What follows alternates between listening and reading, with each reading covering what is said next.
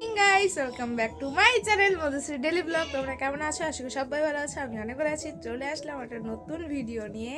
আর আজকে কিন্তু সরস্বতী পুজো, সবাইকে সরস্বতী পুজো অনেক অনেক শুভেচ্ছা রইলো। আর এবছর দুঃখের বিষয়, এবছর আর আমার অঞ্জলি দেওয়া হবে না, যেহেতু আমাদের এখনো 1 মাস হয়নি। সেই কারণে মনটা খুবই আমার খারাপ, কারণ এবছর আমি দিতে পারছি না অঞ্জলি। তো কিচ্ছু করার নেই। যাই হোক, আজকে ভিডিওটা আমি এখন থেকে শুরু করছি। পুরোটা ভিডিও দেখবে। আর আমি কোথায় কোথায় ঘুরতে যাচ্ছি, আবার বিয়ে বাড়িতেও কিন্তু রাত্রেবেলা যাব। তো চলো আজকের ফুল ভিডিও দেখতে থাকো। বাবার জন্য খাওয়া নিয়ে যাচ্ছি রাস্তায়। আমার কিন্তু মোটামুটি সব কাজই শেষ হয়ে গেছে। আর মার কাজে চলে গেছে। আর সকাল থেকে আমি অনেক কাজ করে নিয়েছি। এখন শুধু রান্নাঘরে কিছু কাজ বাকি আছে, তারপরে কিন্তু আমি স্নান করে নিব। আর জানো তো, এখন বাজে 9:30 মতো। 9:30 মতো মানে সকাল থেকে আমার এই পর্যন্ত আমার 2বার উঠান ঝাড়ু দেওয়া হয়ে গেছে, মানে এত পাতা পড়ছে। যাই হোক, এখন এই কাজটা করে কিন্তু আমি স্নান করব। আর একটা খারাপ লাগছে মনটা, মানে প্রত্যেকবারে হয় কি যে ওই হলুদ আর সর্ষে দিয়ে হলো বেটে স্নান করা হয়, এবছর সেটা হবে না, যেহেতু এটা পূজা উপলক্ষে। তো আমরা তো এবার ওগুলো কিছু করতে পারবো না। যাই হোক, এর জন্য একটু মনটা খারাপ লাগছে যে এবার এমনি স্নান করতে হবে। আর আমি ছোটোর থেকে শুনি আর কি, আজকের দিনে ওই কি বলে হলুদ আর সর্ষে দিলে নাকি শরীর বা পা টাগুলো নাকি ফাটে না। জানি না কতটা সত্যি বা মিথ্যা, আমি ছোটোর থেকে যা শুনেছি সেটাই আর কি তোমাদের সাথে শেয়ার করলাম। তো যাই হোক, আমি আগে স্নান টান করে নিই, তারপর তোমাদের সাথে কথা হচ্ছে।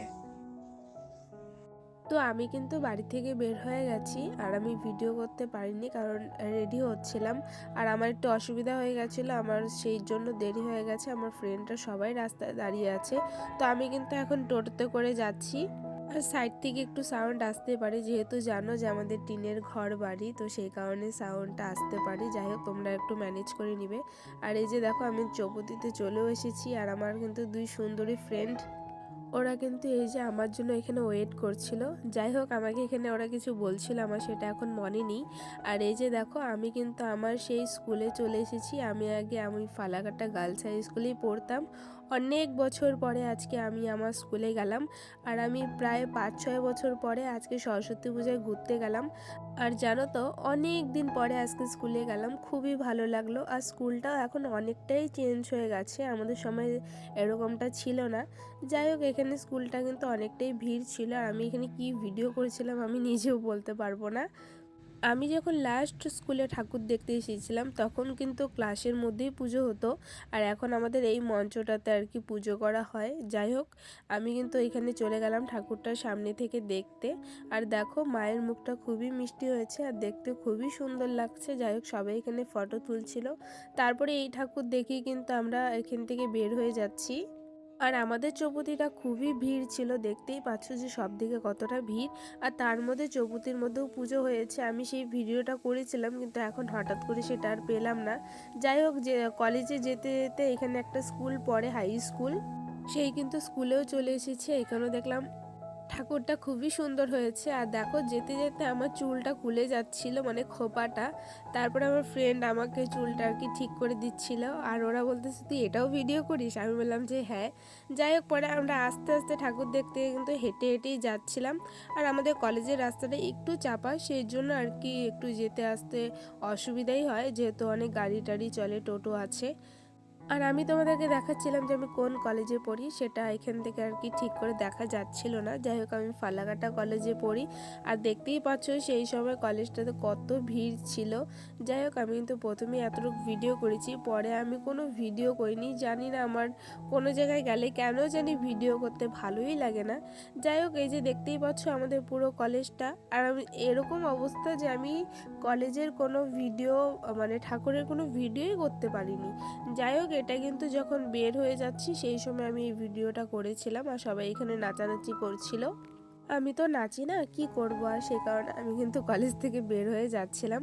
তারপরে যেহেতু বললাম যে আমার রাত্রে ইনভাইট আছে বিয়ে বাড়িতে, আমি কিন্তু এখানে গিফট কিনে বাড়ি যেতে যেতে প্রায় সন্ধ্যাই হয়ে গেছে। তারপরে কিন্তু এসেই আমি ফ্রেশ হয়ে নিয়েছি, আবার রেডি হতে হবে, বিয়ে বাড়ি যাব সেই কারণে।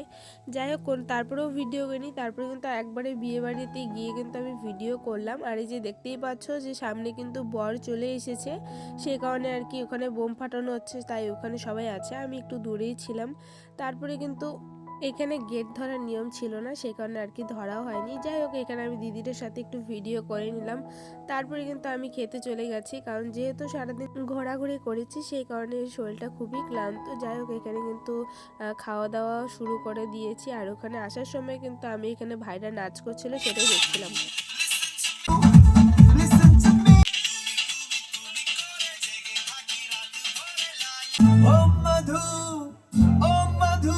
যাই হোক, তারপরে কিন্তু আমি আর কোনো ভিডিও করিনি। ভিডিওটা এই পর্যন্ত। যদি ভালো লাগে অবশ্যই লাইক কমেন্ট